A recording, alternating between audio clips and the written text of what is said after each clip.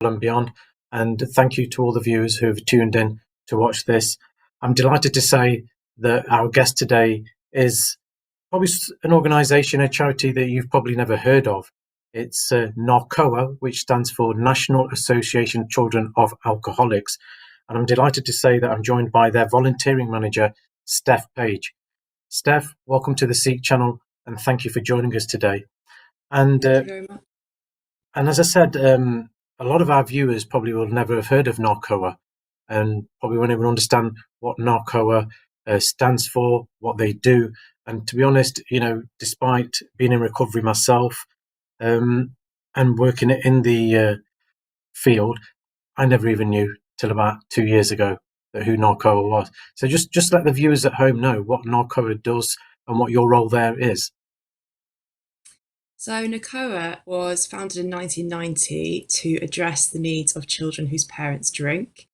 And despite being a national charity and having been around for over 3 decades now, you're right, we are not very well heard of, but our publicity is getting better. I've been with NACOA for the past 6 years. I started out as a volunteer helpline counsellor, and so I've spoken to people affected by their parents drinking a number of times now, and then became a helpline supervisor, and then became a volunteering manager. So I've done a bit of everything. And when you talk about children, are you talking about children? What kind of age groups do you get people phoning? Because my children are 25 and 20, and I'm pretty sure that they still bear some of the scars from my past and my addiction. So, what kind of age groups are you sort of mainly tend to attend to phone calls? Oh wow! I mean, I've spoken to people from all age ranges. The youngest I think is 5, and the oldest I think I've had people in their 60s and 70s email the helpline and say it's the first time they've ever spoken to someone about it. Wow, and that's from such a young age to in their 60s, when these people are probably grandparents, and being for the first time they've actually spoke about it. How does that make you feel? Um, it's obviously it makes me feel quite sad to know that people have walked around with this problem their entire life and not spoken to anyone about it. But I think that's kind of indicative of the nature of the problem, because secrecy is such a huge part. And, there is taboo surrounding familial drinking. So I think I'm glad that they've taken the steps to reach out, though. And I think how important is it for you, Narcoa, that appearing, coming onto the SIKH channel and letting the viewers and the SIKH community know that Narcoa is here, because we all know it's a big problem in every community. And I think one of the problems we have in our Punjabi SIKH community, and I think with the Asian community as a whole, that we tend to sweep this under the carpet, because of the stigma attached to addiction, whether it's alcohol addiction or drug addiction. So, we don't want to talk about this. But how important is it for people like yourself to come onto the SIKH channel and say, look, we're here and we're here to help? Oh, absolutely vital, I think. It's just making ourselves known so that people know there is help out there, and it can be completely confidential. No one has to know. You can reach out and there is support, because I think for a lot of people this problem can be very, very isolating. So I think it's just vital that people know that there is help out there if they need it. And do you get? I mean, I know when people phone the SIKH channel, we get after each show the following days, we do get a spike in calls coming forward for help, families, and some of these are mainly families. The addict doesn't usually pick up the phone themselves; it's normally a family member. But one of the things that causes them a lot of anxiety and apprehension is the fact that the confidentiality. And I think that for a lot of people is an issue. And so everything that people discuss with you is in confidence, isn't it? It is, yeah, it is. Mm. And I think that's so important, because for a lot of people, a lot of family members, they'll pour their energy into hiding this problem from the outside world. So I think for some people, it's a relief to know that there is somewhere they can go and they can talk about what they're experiencing, and there's that knowledge that it won't go anywhere else. Mm. And Steph, tell me about the volume of calls you get. I know you probably might not be able to break it down per year, but over the years, you must have an idea of the calls that you get, or people reaching out for help? Yes, so our head of research conducted a 15-year helpline review and found that between 2001 and 2015, we had over 250,000 calls for the helpline. So I think that is, indicative of the fact that there is demand for our service. And on top of that, we've also had over 750,000 website visits as well. So even if people aren't reaching out to the helpline, they're still looking at the website as well. So that's in 15 years, 250,000 people. Yeah. Well, that is a lot, isn't it? And how many volunteers do you have there?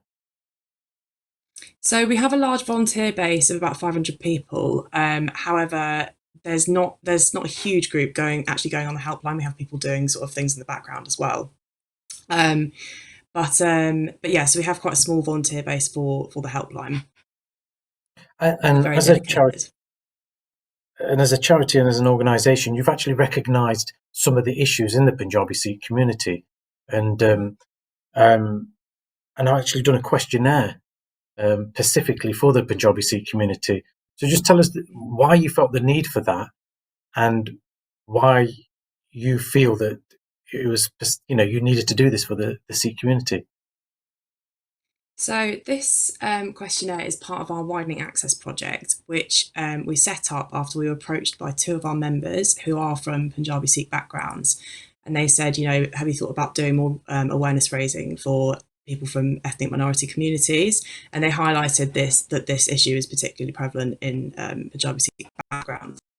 And the questionnaire is part of this this widening access project because we want to gather information and improve our cultural literacy. And the questionnaire just gives people an opportunity to reflect on whether they have been affected by this issue, whether they've had a parent who drinks now or in the past, and how it's affected them, and what are the sorts of barriers that they have to accessing help, and also what sort of help would they like to access given the choice. And you talk about barriers. What kind of barriers do you feel that they are in the BAME community as a whole, not just in the Punjabi Sikh community, but in the BAME community? What kind of barriers are there? I think perhaps, mental health issues being stigmatized. I think that's prevalent in every community. And also maybe a lack of awareness of where to go for help, and also perhaps not feeling like the help that you're going to access is appropriate for you. Sarsingaji, I just want to say that as part of the work the Sikh Channel is doing around alcohol addiction, drug addiction, Alcohol and Beyond has been going on for over 6 years, and the main purpose for this was so that people could reach out for organisations like NACOA, but we're also working with the mainstream services such as Turning Point, CGL, and other alcohol and drug services. So, Sarsingaji, if any of you need help and support for an addiction, but more importantly, even for the family, sometimes the families are ignored, sometimes the families forget they need help. So family support is available through the Sikh Recovery Network, through other organisations that we were working with in partnership. So please reach out. And as Steph said, NACOA is confidential, that and so is the Sikh Channel and the Sikh Recovery Network. Every call is private and confidential, and we will make sure your anonymity is protected. So please don't be afraid to pick up the phone and reach out for help if you do need that. Steph, a lot of the viewers will be interested with the questionnaire. How do they access this? And I think it's very important that the people in our community that do fill this questionnaire in, so that we can identify some of those barriers, why people aren't accessing services like you, so that they can make them more friendly, more approachable. So, if anyone wants to complete this questionnaire, where can we access this? So if you just Google NACOA and widening access, you'll find the NACOA widening access page, and it's just on that page. I can also send you the link as well.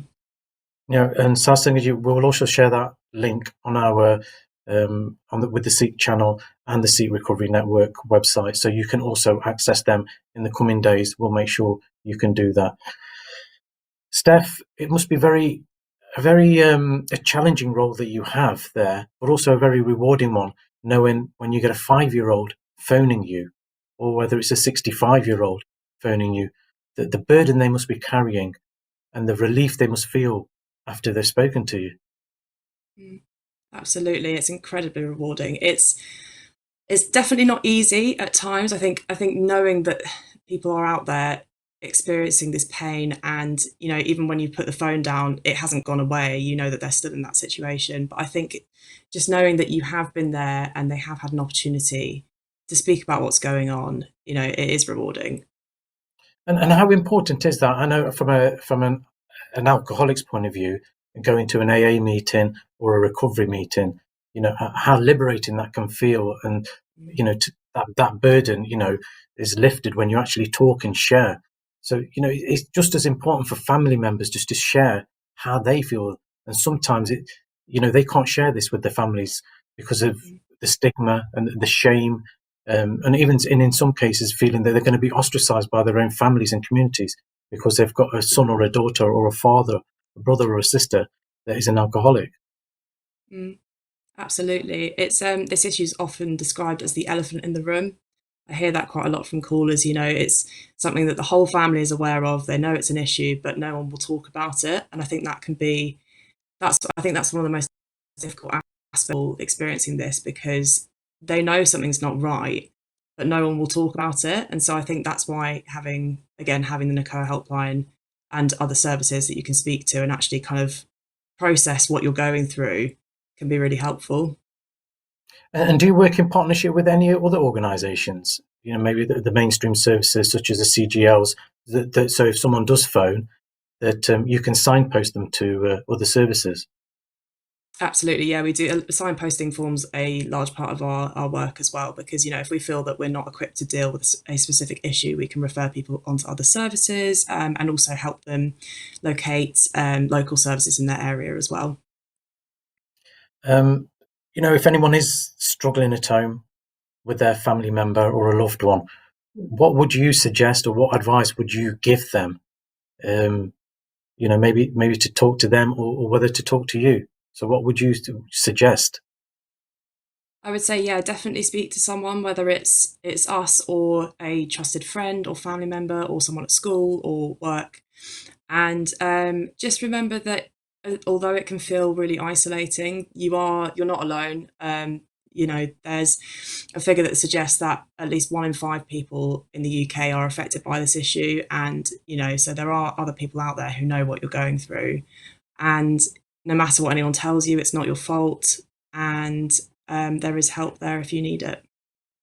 And Steph, I think sometimes men are quite men aren't very good at sharing. And what are the demographics like for some of the people that come forward to speak to you? I mean, I was my father was an alcoholic, but there was my sisters, and I've got a brother, and sometimes we were all affected by the same problem, but we don't, we're always afraid to share this. But I mean, out of the four of us, I think my sisters were probably were the ones who would probably talk to friends more openly. But men, we seem Mm. to, we're afraid of opening up.